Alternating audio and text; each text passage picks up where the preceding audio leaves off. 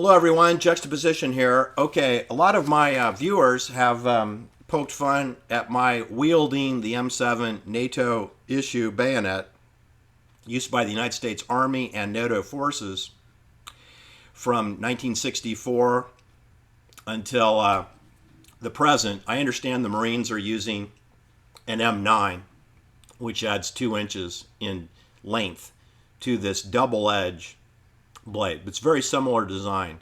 The United States Marines are using the M9 version of this. This weapon, is mostly attached to an M16 rifle using the retractable. Let's see. I don't know if you can see this. There's a retractable locking device of this, and then the circle goes through the barrel of the rifle. It will work with a variety of rifles, not just the M16. There's probably a half a dozen rifles that this will attach to, and then it could attach to custom-made rifles with some minor adjustments. But I wield it for a very good reason. I wield it because this is the weapon that killed Abigail Folger and Sharon Tate. Now, when I say weapon, I mean weapons, because those people were killed with a minimum of 3 bayonets, 3 of these, with 3 soldiers with rifle attachments. There's no way that you could put so many puncture wounds into people in 360-degree patterns around their body. In the case of Abigail Folger, she got 28 of these. She also got another dozen lacerations, which were not fatal, because she was attempting to defend herself and flee the property. So when I say she got 28 bayonet strikes, no, she probably got 36 bayonet strikes. Or more. She even got her cheek cut right here. Her cheek was cut. That wasn't fatal, but that was from this weapon.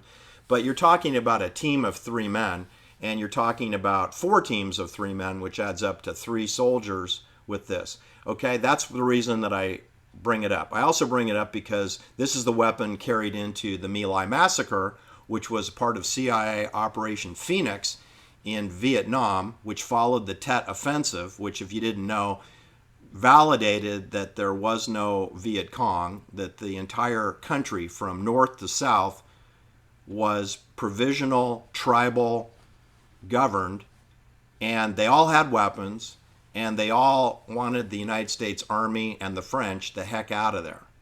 So, in other words, it was a civil war united against the enemy forces, the colonial enemy forces of imperialism, which would be the French, which would be the Jesuit Roman Catholics, and would be the West Point cadets and the lieutenants and the colonels in the United States Army, Navy, Air Force, and all the subcontractors that work at Brown & Root, Bechtel Corporation, Dow Chemical, Monsanto, General Dynamics, Bell Helicopters, Lockheed, and the bomb munition makers and the makers of the M16 rifles, the makers of this bayonet, and the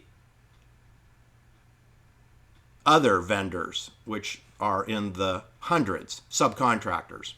And they wanted them out. But they had to put up with them for 10 years, not to mention the dozens of years before 1964, where the French colonialism tormented them. The reason I bring up that weapon is that it also embodies Operation Gladio in Europe. And we're going to discuss Operation Gladio since so few Americans seem to understand it. I just stumbled into Operation Gladio because I studied William Egan Colby, who was the director of CIA after the Watergate CIA operation was mismanaged by Richard Helms. I had a viewer that wanted me to discuss James Angleton and David Atlee Phillips. And, sure, I can do that. But the problem is if I talk about them, then I got to talk about William, the other William. There's a lot of Williams in my story. Wild Bill Donovan, William Donovan. I'm going to have to talk about him. I got to talk about Alan Dulles and his older brother John Dulles, which I kind of detest them all. And they're odious people. I got to talk about Richard Helms, who I detest. I detest all these people, okay? I detest William Colby, too. I do. He's a pathological liar. Went to Princeton. Another Princeton pathological liars. How many pathological liars have graduated from Princeton? Quite a few. Quite a few of them have. including John Dunn, brother of Dominic Dunn. He's a pathological liar, along with his lovely wife, Joan Didion, who went to University of California, Berkeley. She's a pathological liar. She bought the wardrobe for Linda Kasabian. That's 14 dresses. She was on the witness stand for 14 days. The witness that never saw anything, who got the Manson family convicted. That's the kind of witness it takes to convict people of first-degree murder. A witness who didn't see anything. That's right. All right, so sponsored by iMagnum and Vogue Magazine and Joan Didion. That's the story that I'm telling. But Gladio is about by the sword in Italian. One of the meanings is by the sword. This is a sword. And the other meaning, which is World Agenda 21, is the army left behind. Now, I covered this in my Sean Stone interview, and he sort of kind of wasn't really interested in that part of my interview. But I'm going to retrace those steps today. It's very important because it applies to the here and now. You know, before World War II, we talk about the army left behind. You have to understand that whenever you have a world war or a terrorist attack, or you have the imposition of mandated vaccines, or you have ultimatums given, and that you use, intimidation rather than free choice over your population, you're going to have an army left behind, because even though it seems futile, and it seems that the majority of people agree with mandates such as mandatory biological experiment jabs, you have to realize there's no way 100% of the people are going to fall for the potato in the tailpipe. That's what that is. That's the potato in my tailpipe. Thinking you have an engine problem when you have a potato in your tailpipe, which is just take a second to take a knife or a fork and just pry the potato out of the tailpipe, and then your car runs perfect and has good gas mileage. But your average American will go down to see CVS or a pharmacist or their doctor and get a jab, thinking wrongfully that will fix your idle of your car. And of course, it will not. Operation Gladio is the code name for a clandestine, quote, stay behind, end quote, operation of army resistance that were organized by Western Union and subsequently by NATO and CIA jointly in a collaboration with several European intelligence agencies. That'd be like Mossad and British intelligence for sure. During the Cold War period, Operation Gladio flourished. The operation was designed for a potential Warsaw Pact, because they never really had a Warsaw Pact, invasion and conquest of continental Europe. That later did happen with the advent of the euro digital currency, right? Because now we don't have the Italian lira, we don't have the French franc, we don't have the Deutschmark, we have the euro. You'll notice that Denmark opted out, and London, England, United Kingdom opted out with their pound sterling, and the Swiss franc remains independent. So it's the European Union minus Switzerland, minus Denmark, minus United Kingdom, even though in theory they're all members of the European Union. But they have their own fake money system, don't they? So they didn't participate in World War III, which was the rollout of the euro. Yeah, that's the army left behind. That's what that is. Although Gladio specifically refers to the Italian branch of NATO as a stay-behind organization, Operation Gladio is used as an informal name for them. Stay-behind operations were prepared in many NATO member countries and some neutral companies. Let me just paraphrase. Switzerland, San Remo, Monte Carlo, which is Monaco, right? The Principality of Monaco, which is near the French, it's on the French Riviera, near Nice and Cannes and Marseille. All clandestine service cities. What I wanted to emphasize here, people, when I talk about Operation Gladio and the army set behind, the stay behind army, we're talking about a secret black ops team of soldiers armed with weapons, one of which being a bayonet, but they also have bombs, they have knives, they have daggers, they have rifles, they have pistols, they have syringes with cyanide poison. They have all methodology of murder weapons It's a black ops NATO operation. They operate out of NATO air bases. See, this implicates Sharon Tate's father, who worked at Verona NATO airborne. This implicates James Angleton, who grew up in Milan when his parents received the special status of getting an NCR, National Cash Register franchise in Milan, Italy.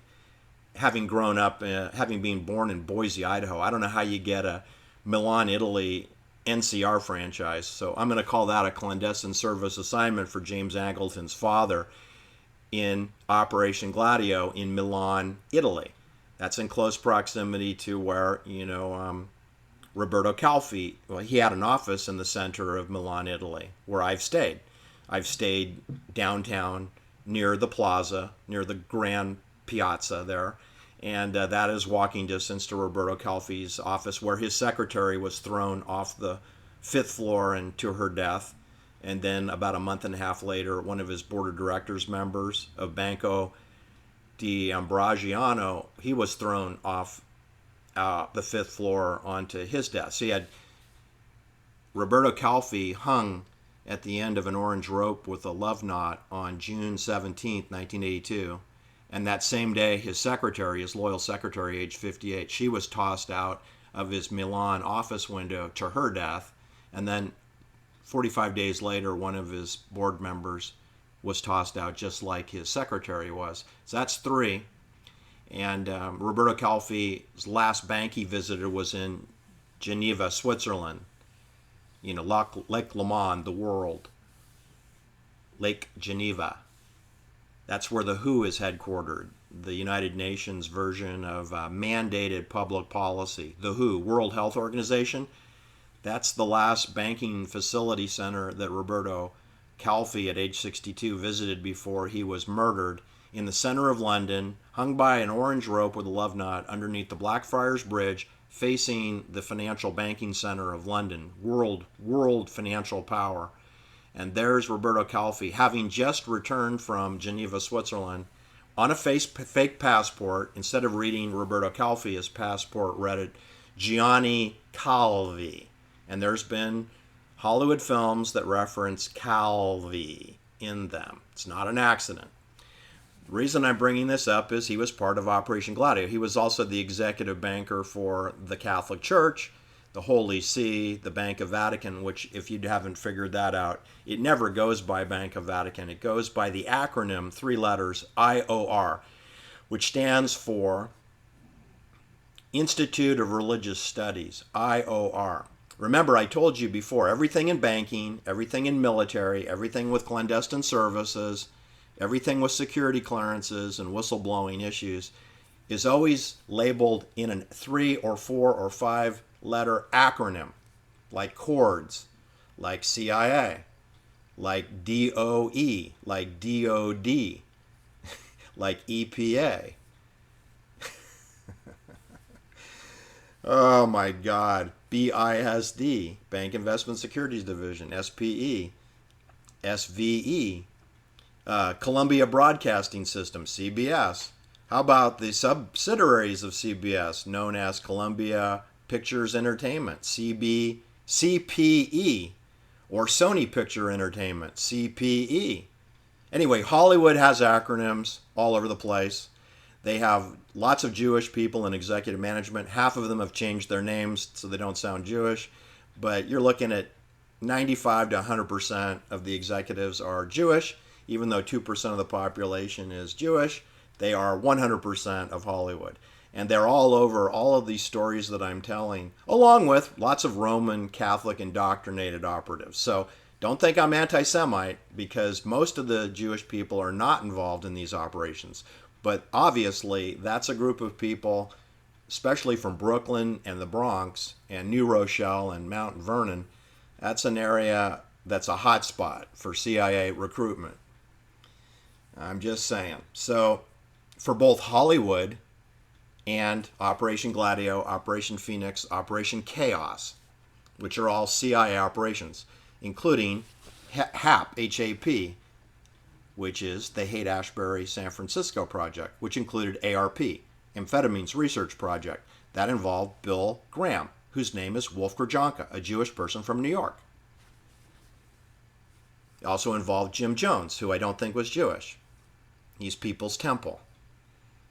All right, so, and then we have medical doctor Louis Jolyon West. He's a Jewish person from New York also. And Sidney Gottlieb is a Jewish person not from New York. And he's a chemical engineer. And they're associated with the Haight-Ashbury Project. As in Manhattan, New York, you have Albert Laverne, who's a professor of sociology at Fordham University.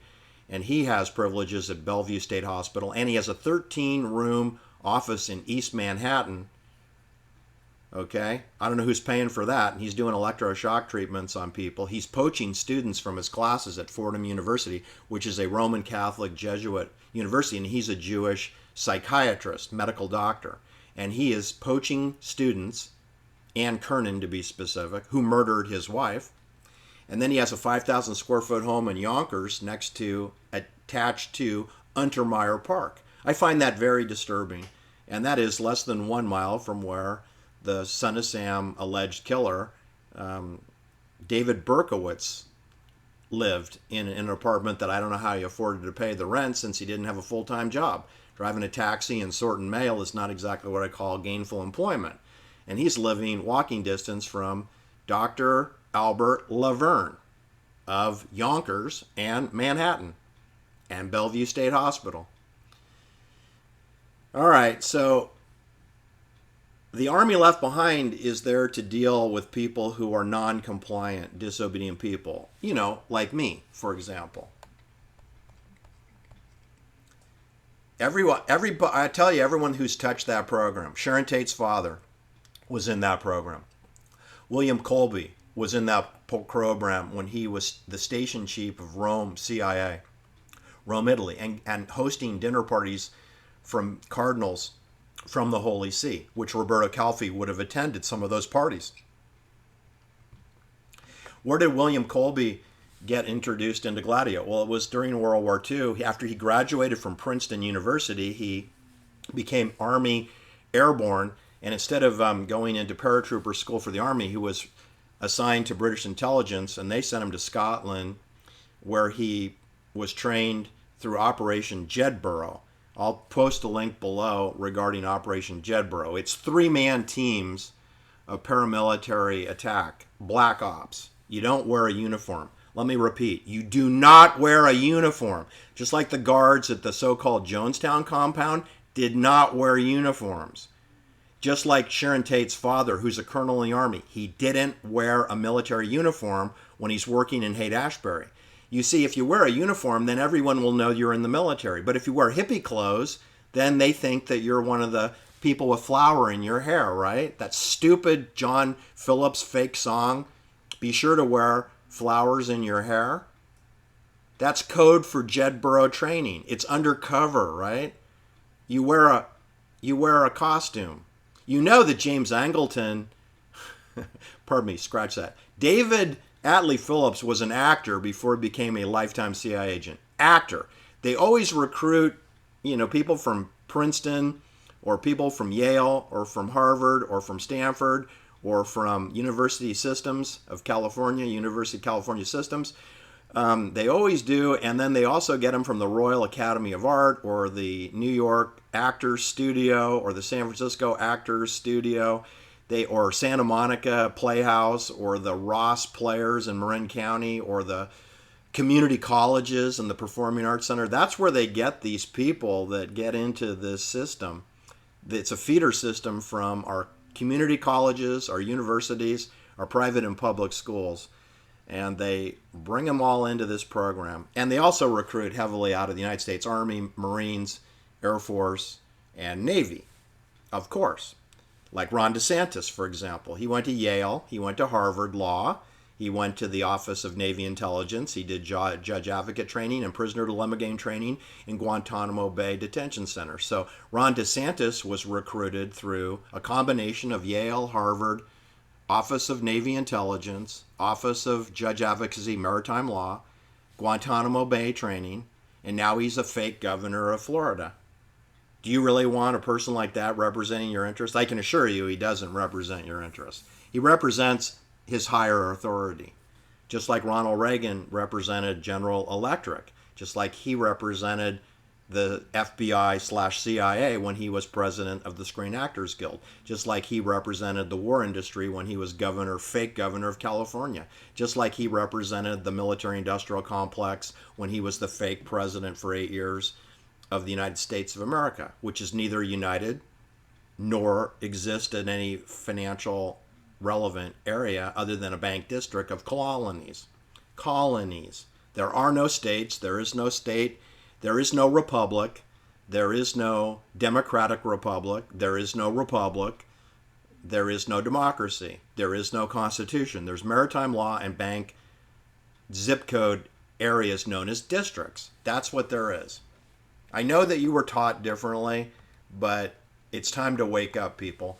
Operation Jedburgh was a clandestine operation during World War which featured three-man teams of operatives of British Special Operations known as SOE. Remember I told you about those acronyms? SOE stands for Office of Strategic Special Operations Executive, SOE. It's part of the Office of Strategic Services, known as the OSS, which is now known as CIA. You see they do this on purpose so that you don't know what's going on here. I'm telling you that the Mossad, the Jewish Mossad, and the British intelligence, and the CIA, and the KGB for Russia, they're all part of the same banking black ops team. There is no China secret police that isn't indoctrinated into the Office of Strategic Services. They're all, Mad Magazine told you, spy versus spy. They all go to the same Christmas parties, whether they're Jewish or not. The Free French Bureau Central de Reassignment de Action, Central Bureau of Intelligence and Operation for France, the Dutch, which is, of course, Amsterdam, the Belgium Army, which is Siev, and Waterloo armies in exile were dropped by parachute into occupied France, the Netherlands, and Belgium. The objective of the Jedburgh team was to assist Allied forces who invaded France on June 6, 1944, with sabotage and guerrilla warfare skills, and leading the local resistance in field against the Germans. The only problem is, people, that's true and it's untrue, because the banks that brought you World War II, they financed the Germans. They financed the Nazis. They brought Ford Motor Company and General Electric and General Motors to help the Germans rebuild before the war began. And then they paid those same companies to blow up many of their facilities, or pay them not retribution, but restitution. Restitution was paid to General Electric and Ford, the Opel plants, when Army, United States Allied bombers destroyed the Ford Opel plants. Then secretively the banks paid Ford back so they didn't lose any money on that. That's all part of Operation Jedburgh. It's very confusing that you would think that the army of the Allies would be actually partnered with the Germans through the banking center, but they were. They all met, the Nazis and the Allen Dulles and William Donovan and Richard Helms and James Angleton, all these knuckleheads would meet in Bern, Switzerland and have dinners with the Nazis, with the top Nazis, and the bankers from the Bank of Vatican in Geneva, Switzerland, and Bern, Switzerland, and Lugano, Switzerland, and Milan, Italy, which is the industrial financial center. It's the financial center of Italy is Milan. And I'm telling you, they're all connected. And I know because I've ridden my bicycle and stayed overnight in virtually all those cities I've just mentioned. And they have strong private banking offices. And let me tell you something, they're not hurting for money at all. They wear $10,000 shoes. They're doing okay.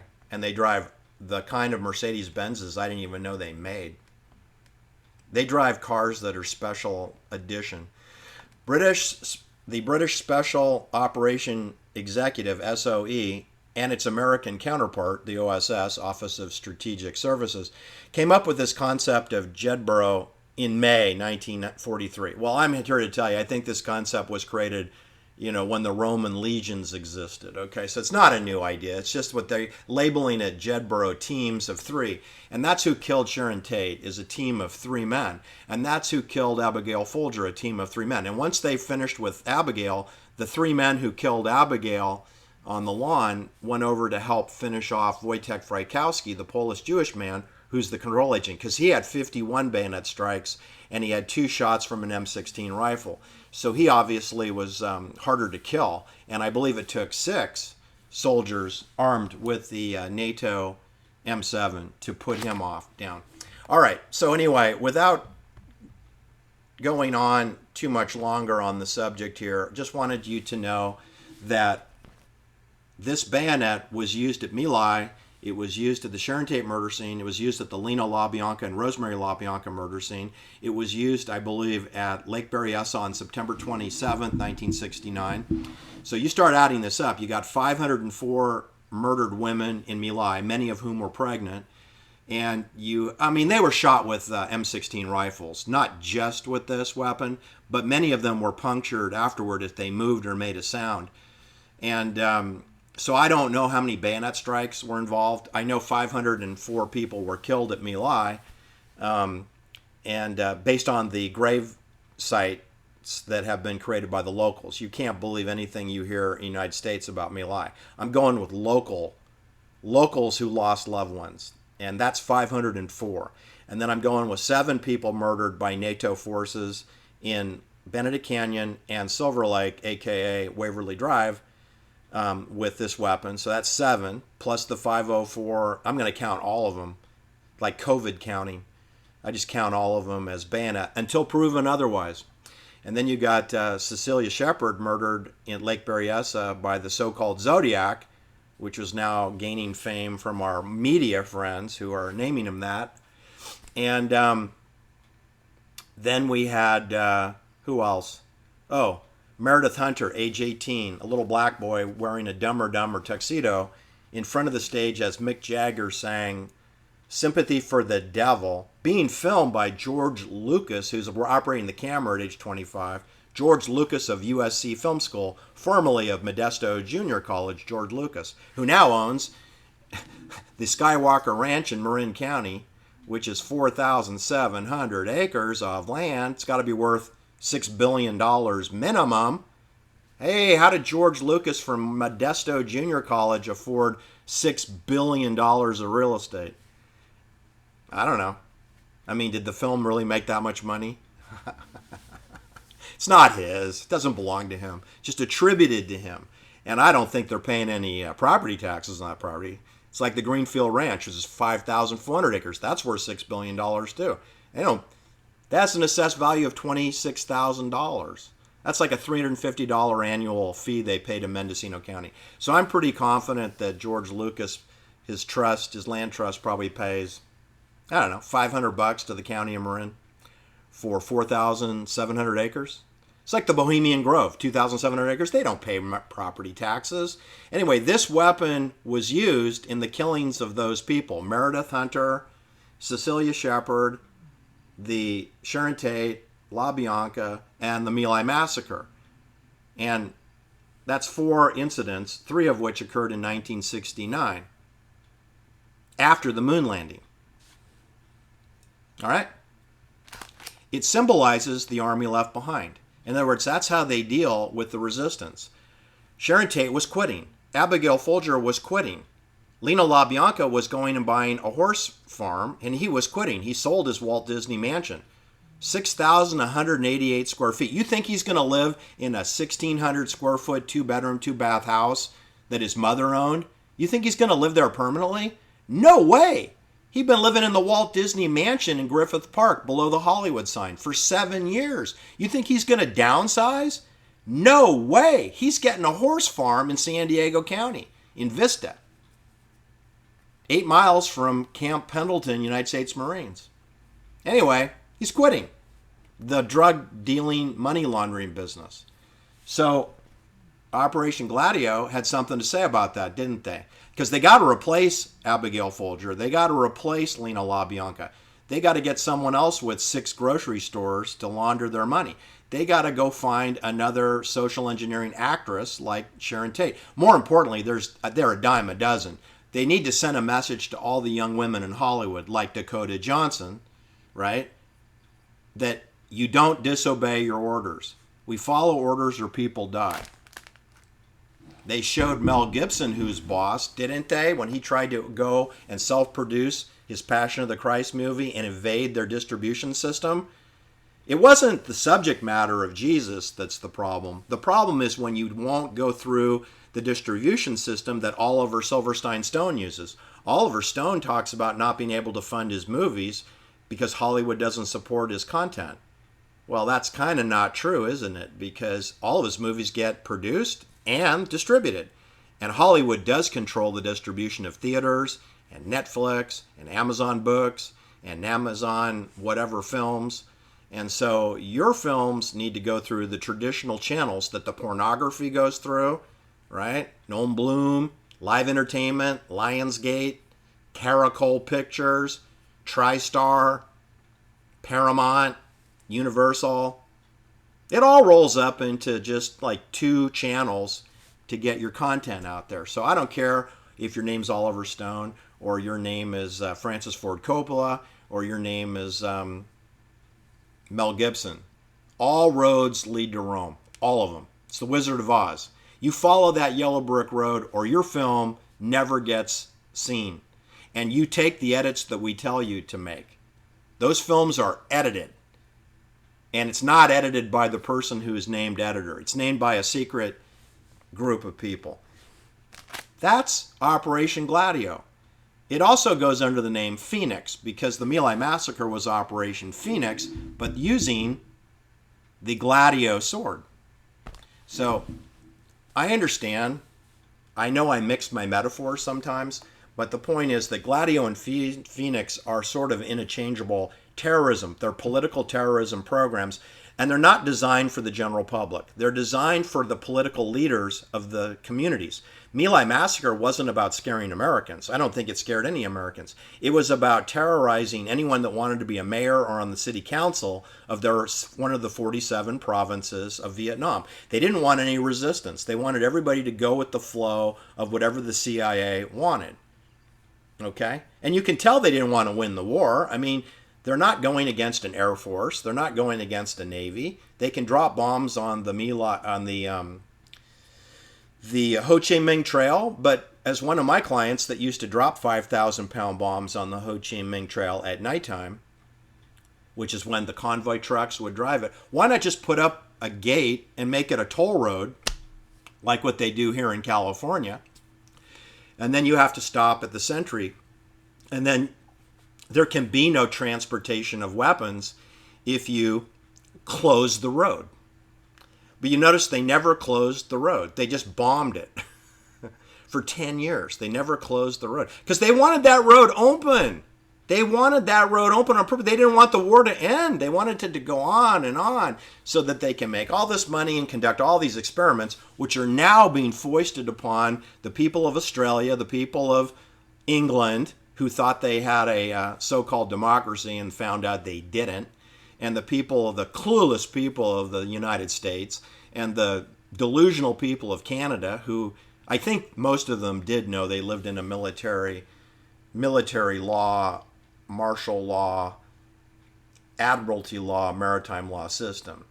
You know, I stayed overnight at the Princess Hotel on Vancouver Island in Victoria. What was that called? The hotel, the magnificent hotel at the port there. I stayed overnight there. I had high tea. I got the impression I was in a military, naval law facility. Even though it's a very beautiful, pristine place, but make no mistake who's running the show. A democracy didn't build that hotel. Thanks for listening. Take care. Bye-bye.